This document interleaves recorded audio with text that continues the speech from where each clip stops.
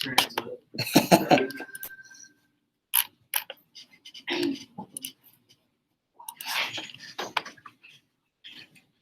No, he's wider today. Don't forget. Oh, yes, yes. If we have some time at the end of the day in a class here, we'll play some. All right, I think we're good to go. Okay, so today, remember, our projects are due tomorrow. We're going to do presentations tomorrow. So those of you at home, make sure you email me your presentation and a video of you presenting it. Ooh, yeah, getting after them. Also, the Industrial Giants, Robber Barons graphic organizer. Did everybody get that submitted? I think I saw some that weren't, but most of you got it submitted, which is good. Okay, so I'll grade that. I'll get that in the grade book probably by next period. Does that work? Okay. And then current events, we already said, Ethan and Autumn, so we're good to go. Okay, Bellringer, here we go. Tomorrow I'll check these. For those of you at home, please email me attachment of the Bellringer sheet. Okay, I won't accept it if it's Monday or Tuesday. That week's done. Okay, so please, at the end of the day, Friday, submit and send that in to me. Those of you here, I'll just check. Okay, I'll just walk around the room and check. Okay. So there you go. Describe what a robber baron is. How do these men impact American society?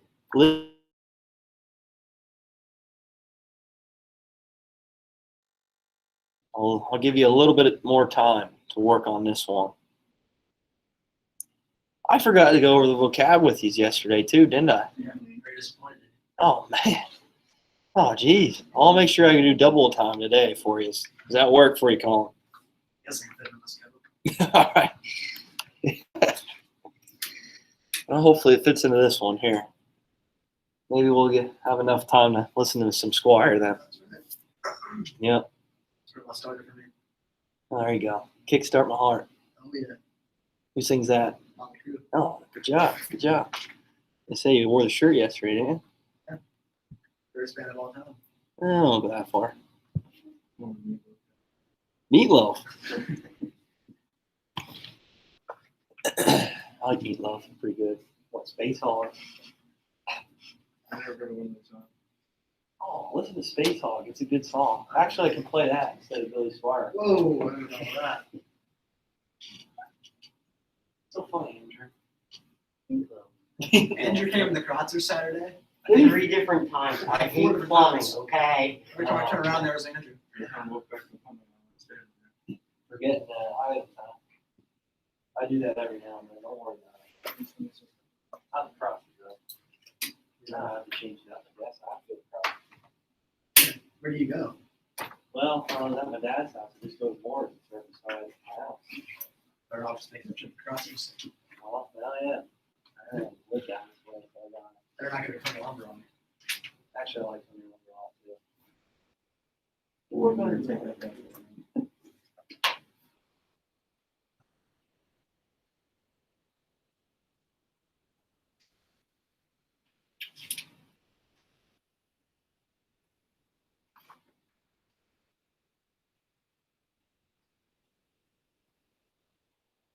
We're going, Haley. Have you bugs lately? No? Think she's surviving in college? Okay, good. How you doing, Brittany? Good? Good. How you doing? Not too bad? How you doing, Hunter? Thumbs up. Rooster, how you been, man? All right. What do you have for breakfast?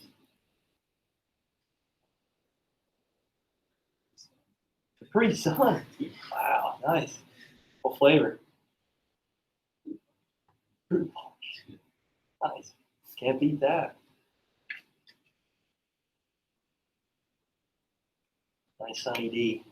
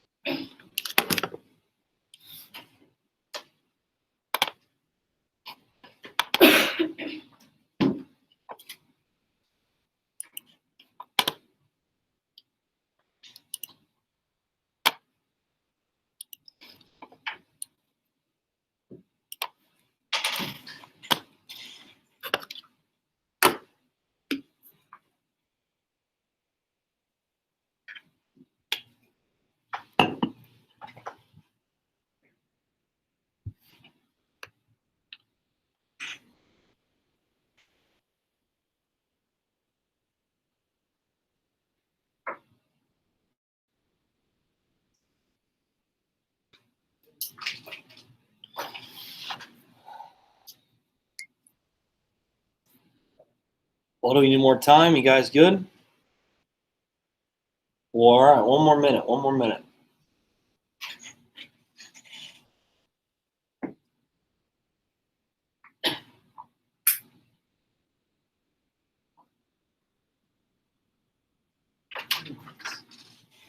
Gar just working on the Bellringer, all right? Is that Tupac? All right, like him. Yeah. I thought it was a cool shirt. Yeah. Okay. All right. Did you get your graphic organizer done? Almost. Okay. Well, it's due today. Yes, it is. We'll start a class, so All right. just get it done, okay? Yeah. And send it to me. And listen, hey, the Muckraker project, I don't know who you're working with. I'm not worried about that, but Okay, just have that submitted for tomorrow night. All right.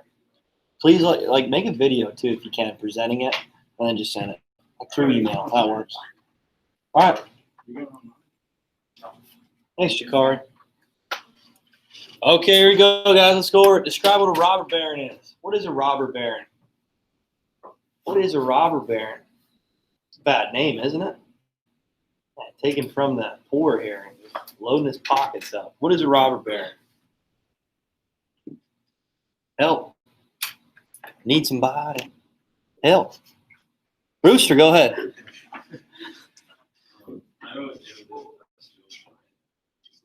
Yeah, good job. It's an industrial giant, right? So we talked about 4 industrial giants yesterday, and they were advancing society and helping with industrialization. And they're taking these innovations from where? Where are they taking these new innovations and inventions and applying it to the United States economy and marketplace? Where are they taking these ideas from? A lot of these men were immigrants, right? So where are they coming from? Europe, right? Okay, good. So that's where that first and second wave of industrial revolution occurred. Make sure you remember that first and second wave, okay? Well, they call them robber barons just because what did they do with a lot of their industries that they were involved with? So Rockefeller and oil, okay, Carnegie and steel. What did they do? Go ahead, Brittany. Yeah, good job. So they're monopolizing these small businesses. They're taking them over, okay, to a point where people lost jobs. Okay, they could set the wages to whatever they wanted. Again, if there's no competition in the market, in the workplace, that means wages can be set at one specific line. Right? There's no competition to try to draw other workers to your company. Prices, same thing. Right? If one business monopolizes others, they can set the price to whatever they want for their finalized goods or items. Okay, which is not good. Right? We need some sort of competition in the workplace. And it takes away from any type of uniqueness that small business would have. Okay, that private ownership and eliminates all equal opportunity. All right, good. So that's why they call them robber barons. And do you think these industrial giants, these robber barons, do you think they offered health insurance? No. Do you think they offered safety in the workplace? Nope. Okay, good. So poor wages, no safety, no health benefits, okay, no retirement plan. It was all to the benefit of these industrial giants. All right, so that's a negative, right? And then who talked about these problems in the workplace?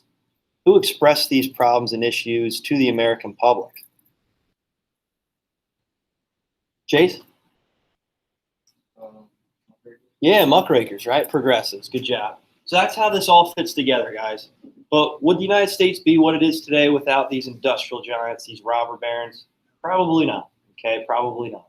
So it's really hard to say that, these people were bad for American society because they offered many innovations. They advanced the United States into becoming the superior power that we know it today. Okay, America, right? America. Yeah. So with that, robber barons, they oftentimes get a bad rap just because how corrupt their monopolization of these smaller industries were. And they're taking away these opportunities from small business and private business. But at the same time, they brought a lot of advancements. They interconnected the country and gained resources to these industrial cities and centers. Okay. Is there any questions on that, guys? The robber barons. Make sure you guys know the positives and negatives of these robber barons, these industrial giants. Okay. All right, vocab. I want to go over the vocab with you from yesterday and today, so I'm going to go through it pretty quick.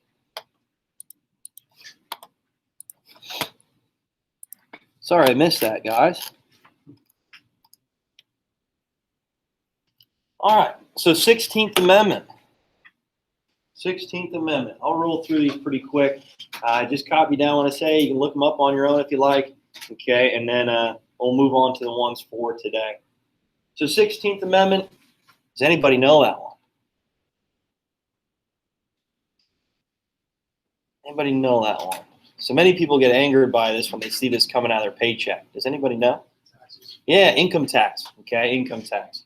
So the government, with income tax, they can use this money to try to pay for roadways, pay for military, help pay for Social Security for many people, different types of social works projects for any individual that really can't work on their own, okay, or can't do it themselves. But income tax, 16th Amendment, okay.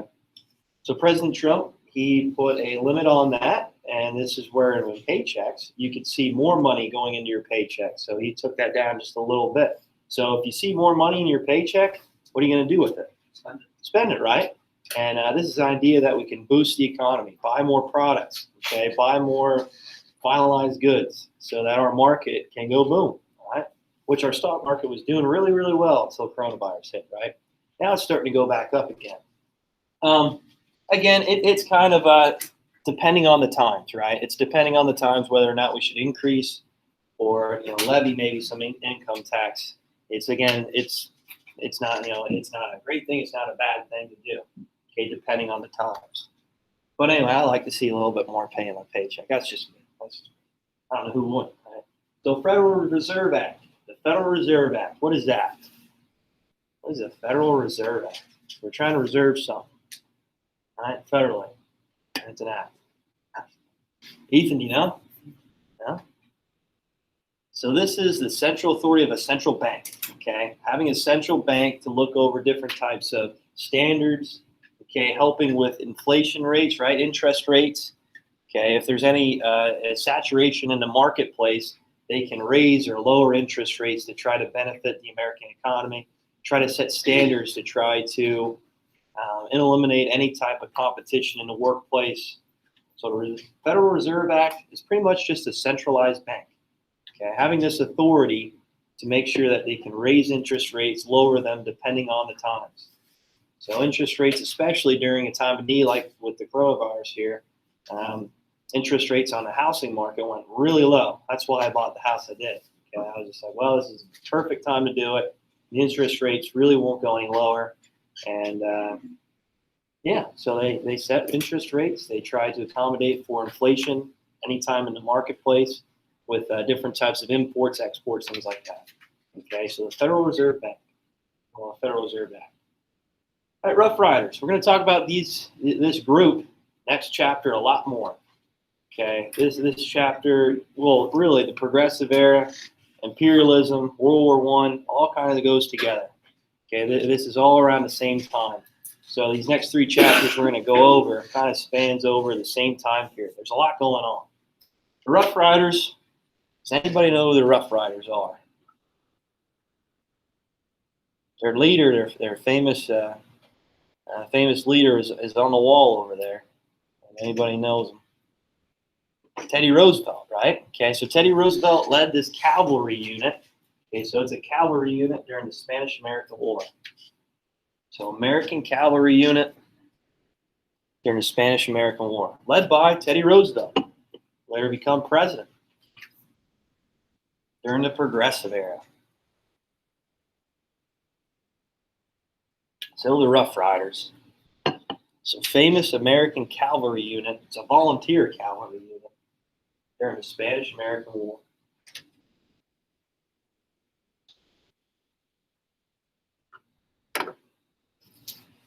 Teddy Roosevelt was actually Secretary of the Navy. He had a high rank during this war, but he's like, you know what? I need to get in the thick of things. I need to try to lead my nation to victory. Try to push this European power out of the Western Hemisphere. So he joined this cavalry unit. He was the leader of it, and they did great work for the United States to try to push Spain out of the Western Hemisphere. Follow the Monroe Doctrine. You guys remember the Monroe Doctrine? Oh, really? I should have talked about it last year.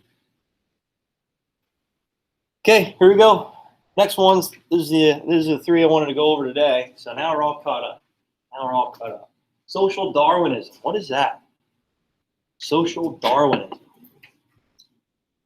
Does anybody know what social Darwinism is?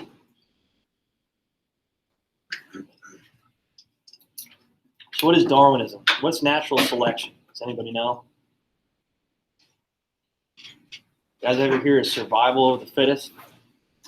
Yeah? Colin, you ever hear that? Survival of the fittest? Really?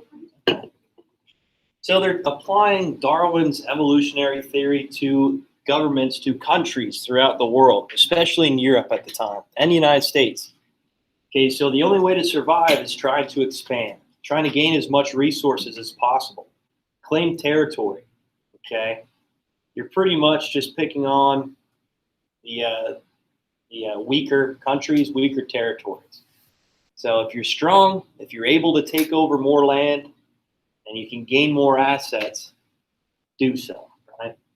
The survival of the fittest. So social Darwinism is this idea where these countries, especially in Europe, are expanding past their borders, especially in Africa, parts of Asia, right? United States and parts of the Caribbean, Middle, and in Central America, out into the Pacific Islands. So this idea of expansion, adaptation, survival of the fittest, these countries are expanding to gain more assets. This is a term coined for this age of imperialism, which is next. Right? Imperialism. So imperialism, plain and simple, bigger countries taking over smaller countries or smaller territories. And why would they want to do that? Why do you think? More land. And what comes with land? Power, yeah, and resources, right? To try to fuel our economy. Good job. So resources that we might not have available in our own country. So when we go down to Cuba, when we go down to Central America, out to these Pacific islands like Hawaii, we're claiming sugar cane. Well, those are resources we can't really find in the United States. And maybe in some parts like Florida. Okay, but for the most part, we need to expand to gain resources that we can't really get within our own country. Alaska, oil, gas, right? Lumber, gold. You guys ever watch Austin Powers? The second time I'm bringing it up. I love gold. Remember him? Gold member? No? Oh my gosh. I don't watch Austin Powers. All right, so imperialism again, bigger countries taking over smaller countries or smaller territories, mostly for resources, land, power. Okay. I use the example. My brother's 6'2". He's tall. It's changed now, I have you know. But when we were younger, whenever I was playing Xbox, okay, he wanted to play Xbox. What do you think he did? Yeah, he laid the smackdown on me. Nah, probably not. So he laid the smackdown on me. So then, obviously, he could play Xbox. He took what I had because he was bigger, he was stronger. Right? Now it's a little different story. Come the hell up, throw him down on the ground, and take whatever he has. Candy, I don't know. Go for crippler, yeah. Throw him through a table. All right, guerrilla warfare. What's guerrilla warfare? What is guerrilla warfare? I know you know this one here. Rooster?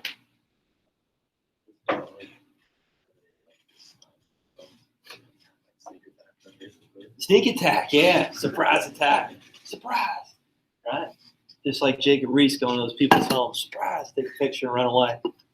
Yeah, guerrilla warfare. Okay, so it's using a surprise attack, right? You're not like the olden days. I still can't believe the way they fought. Just line up, shoot. Whoever has the most people standing wins. Okay. Yeah, sounds good to me, man. No, not at all. I'm going to hide behind that tree, hide behind that rock. And I'm going to shoot them when they come across an open field. Okay, guerrilla warfare. They're using surprise attacks. You're using the environment as your advantage. You're not just lining up like a bunch of, I don't even know what to say. I don't know what to say. And just get taken down.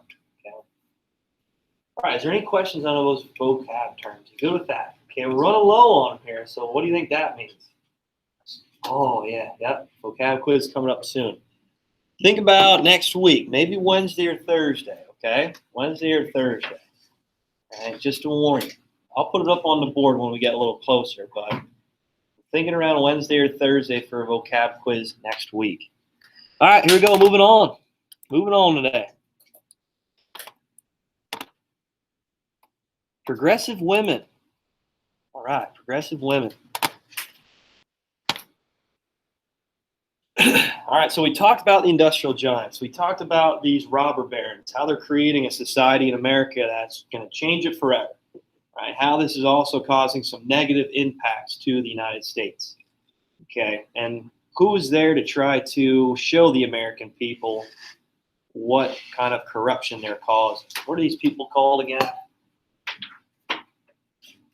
They're trying to show the corruption in society, in the industries, in the politics. Go ahead, Chris. Yeah, muckrakers. Good job, progressives. So progressives not only help with industry and setting regulations, setting a minimum wage, so on and so forth, health benefits, retirement. We also see groups of people coming together to try to fight for rights and opportunities for different types of people and different groups of people. Today we're going to talk about women. Tomorrow we're probably going to talk, no, not tomorrow, Monday, we'll talk about children. Okay, after that we'll talk about African Americans.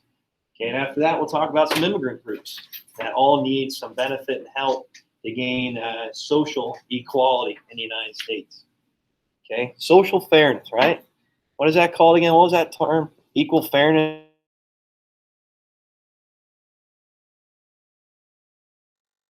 Oh, good job.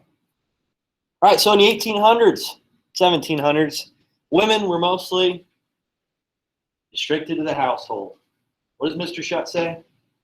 Baking pies and popping out babies. Is that what he said? Okay, unfortunately, that's the way it was. Okay, for the most part, they were really just preparing for the husband to come home, taking care of the children. All right. Same time, even though they were not uneducated, they still taught their children at home how to read, how to write. So it was pretty amazing what these women can actually do during the 1700s, 1800s. Okay, they taught themselves how to read and write. Okay, it was to a point where they taught their children. Okay, they were teachers in their own households while they're still preparing, cleaning, prepping food, gardening work. Okay, they actually help create the food at home for the family. So yeah, it's a little bit more than just popping out babies and making pies. There's a lot more to it. Okay, it was actually quite amazing what they could do. This would even last all the way up until the beginning of the 1900s. I remember my grandmother talking to me about her mother. Okay, how she taught her how to write cursive. It's like, well, did she go to school at all? She goes, no, she just somehow learned it on her own. I think that's pretty amazing to do, to educate yourself how to write cursive. Just looking at different papers, okay, and understanding the different letters and how it works together. And I was always amazed by that. All right, so in the 1900s, women had the opportunities to education, paying jobs. You think they're as equal as men, those paying jobs? No. Even today, there's still some concerns about that, some issues about that. All right, so finding a place in the community, helping with organizations, okay, trying to group people together to fight for commonalities and benefits to society. Education as well, like I talked about. Okay, we're going to talk about a school here in Philadelphia, created the first opportunities for women to learn. Philadelphia, right? City of brotherly love. Rocky, yeah, Rocky. We're going to represent, and our state, our symbol of our city is going to be a fictional character. We can't win in sports. I'm just kidding. Eagles, baby, they won. Finally. For many years, it took a while. That's why I was laughing when they're facing New England. Oh, New England has all these Super Bowls, all these championships in their sports team. Philadelphia, oh, we have Rocky. Yeah, we have Rocky. All right, guys, so we see a drastic change here with the progressive era. Okay, women are gaining more opportunity.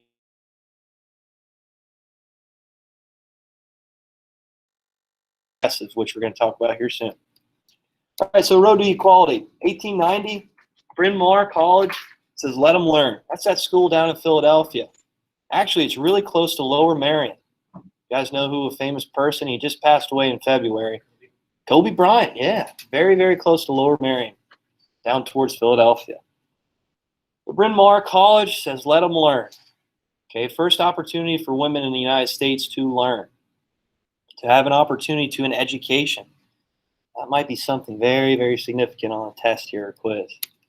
All right, WTUL, Women's Trade Union League, founded by Florence Kelly. We discussed her in a pre-test, remember? So Florence Kelly would be a famous activist that's fighting for women's rights, rights for children in the workplace as well, getting them to school, having a source of education for children. Alleviate these problems in the workplace for children, in the mines, and working these harsh conditions. All right, so she helped push for government to make workplaces safer for women and set the minimum wage and an 8-hour workday. So remember, we talked about the light bulb, and its main significance was to try to keep these industries, these factories, working at night, so they don't have to rely on sunlight to keep working. Okay, through this industrial age, there came a point where we need to try to set an 8-hour work week, or 8-hour work day, 40 hours a week. Okay, so 8-hour work day. Also, this gives opportunities to many other people then, right? So this isn't this push and this competition for jobs. If you set one person for 8 hours, you can set a second shift, right? And you can set a night shift. And this allows more people to get jobs, make more wages, okay? If more people are making money, what happens to the market then? It booms, right? Yeah, you have more people, you have more, I guess you could say not competition, you have more involvement in the market. Okay, people are using this money to buy up these resources, buy up these finalized goods. All right, 1917, 18th Amendment passed, outlawed booze in the United States. All right, this is a big break during this time period, the temperance movement. Everybody liked booze, right? These modernists in these bigger cities, in New York City, Chicago especially, when we get to Al Capone, all right, they wanted to try to push to end the sale and distribution of alcohol. Why did they do that? I know we talked about it. Why did the women want to try to end the sale and distribution of alcohol? Angel? What's that? Yeah, the abuse at home, right? So these men, when they work in these mines,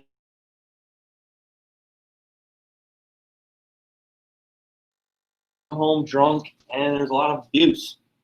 That's assault, brother, right? Yeah, there's a lot of abuse in the home. So they want to try to push for Christianity or Christian views, traditional values, fundamentalist values in the household.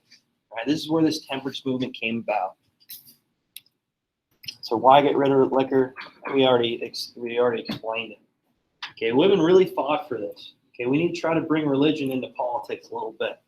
We need to try to bring these traditional values of setting a right standard in the household. If we have better households, we'll have a better country.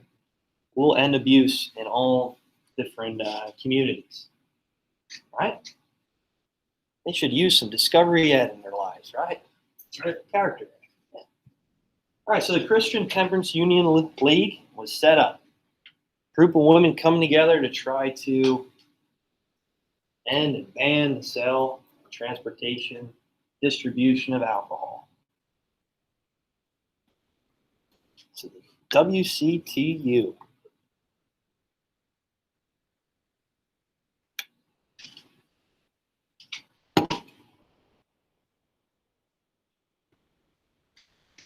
Are you guys good with that? No? Okay. Yeah, you don't have to copy down every single word, but just the gist of it here. So the 18th Amendment.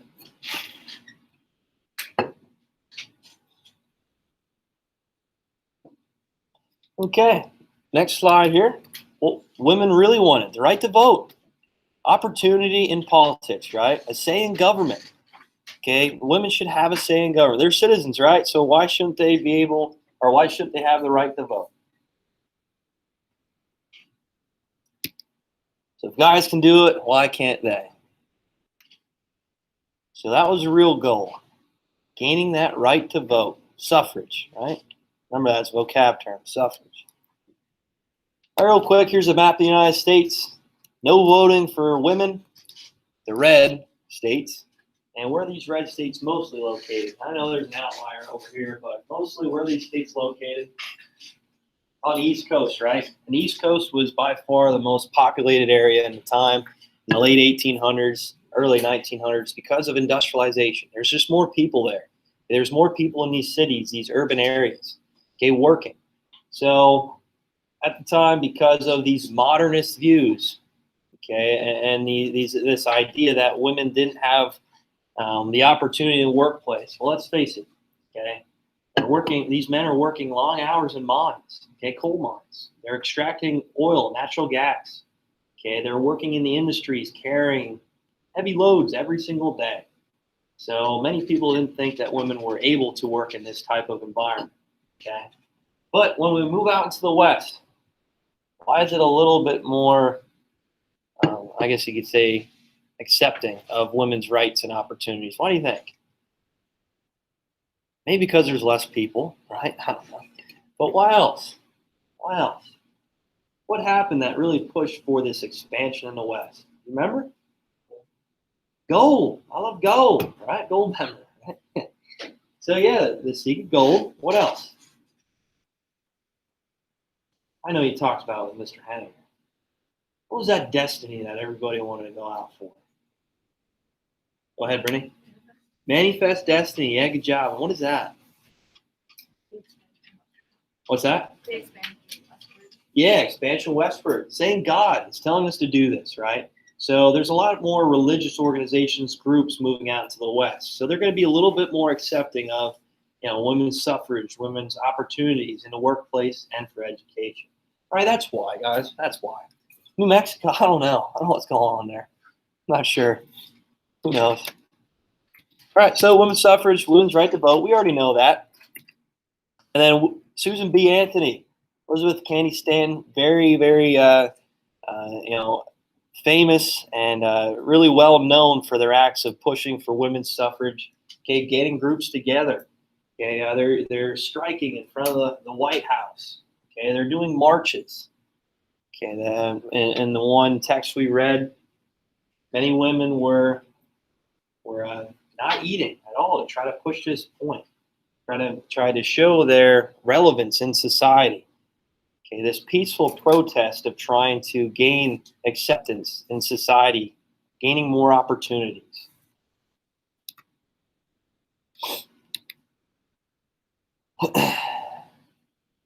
So I thought this was pretty funny. So the only way they can do it is by complaining a lot. Women complaining a lot. What the hell? I'm just kidding. So what they got to keep on doing? Keep on complaining, right? Keep on complaining. Try to fight for their rights. No, peaceful protest, right? They're going to try to organize in front of these political buildings. Okay, they're going to express their values, their opportunities, their views to politicians, to wealthy individuals. Try to change politics for the better for women. Okay, so marching in front of streets, marching in front of the White House, marching in front of township buildings in their local areas. Okay, so if the women aren't doing their time at home, who's taking care of the kids? No one, right? Who's preparing the foods for the men? No one. If they're all marching, if they're all fighting for equal opportunities. Angel, what's up? Honestly, They can do it themselves, right? You're right. Even though they're working in the mines for 16 hours a day. I mean, it's tough. It's tough. it's a different job then. Oh, yeah, you're right. They might be limited to what kind of jobs they have on opportunities. Well, then don't have a job. Yeah, you're right. Well, what are they going to do then? How are they going to afford to? Take care of the kids, clean the house. Oh, my gosh. What house will they have if they can't afford their bills? They don't have a job. Well, I'm gonna live on the street. Live on the streets? I don't think so. Every morning have coffee ready and breakfast ready. So she knows her. No, I'm just kidding. It's tough. It really was during the time. And they want to try to gain opportunities, women's suffrage, right? Different opportunities to education. The best way to do it is to try to peacefully protest, right? So NWP, National Women's Party, Alice Paul, okay? She was taking more of a radical stance to suffrage and a little bit more of a violent protest, okay? Trying to really push for women's suffrage, I know today there's a lot of protests and to the point where they're burning buildings down, smashing windows. Maybe that's not the way to go. But it comes to a point where something needs to happen, right? Something needs to bend or fold for the betterment of society. Okay, I'm not condoning these actions or anything like that, but this really isn't new in American history.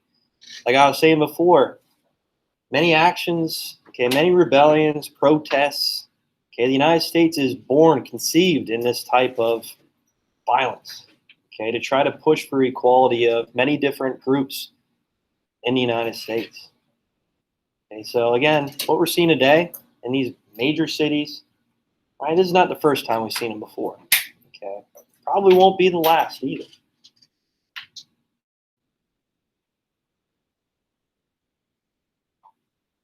All right, so the outcome with all these famous activists, Susan B. Anthony and Candy Stanton, we're trying to push for the 19th Amendment. We all know the 19th Amendment is what? The women's right to vote. Okay, women's right to vote. That happened 1919, ratified in 1920. Easy way to remember it, guys. Easy way to remember it. Unfortunately, that 19th Amendment didn't happen until after what major world event? So it ended in 1918. You guys know? World War One. Yeah.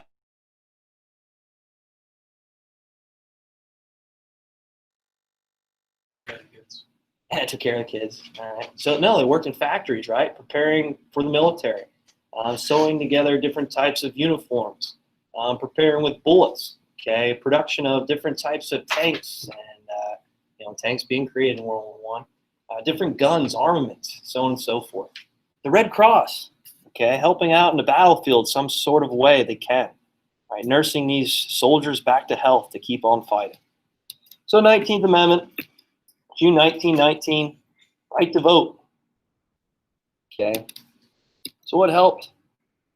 Obviously, these organizations, these unions, these groups of women getting together and peacefully protesting. But one of the real reasons was because of help and support during World War I. Okay. Help and support during World War I. So working in the factories, helping preparing different types of armaments. Okay. Even helping grow food for these soldiers, okay, taking care of some of the farming techniques that these men left behind when they went to fight. And there's a lot of things that women did to try to fill the role of men in society once they went over to war. And this really pushed for the right to vote. Okay, this was kind of like the last straw. It's like the government's, okay, well, we had all these organizations, these peaceful protests happen over the years. They're gaining more traction, but the real thing that broke the camel's back, I guess you could say, was World War I. Okay, in 1919, 1920, we see women's right to vote in 19th Amendment. Is there any questions on that, guys? All right, hate to do this, but I have only 5 questions and a 1-page reading on women's suffrage. Oh boy, Jason's like, really? I have a KISS shirt on today, man. Come on, cut me some slack. I will. I'll play it. How about that? I'll play it. Oh. Here we go. So here's the assignment. I think it posted. Yeah, it did. I got it done already. Yeah. So women's suffrage, it's really short, guys. It's really short. There's the reading. There's the picture. There's the questions. 7 questions. Not too long. Okay. All right. See you guys later. Muckraker Project. See you tomorrow. Oh, I don't know. During events. All right, and then we have our Muckraker Project, women's suffrage. Make sure you guys have it done. See you later. Have a good day. Dude, tomorrow, I promise. I promise. See you later. See you guys later. Have a good one.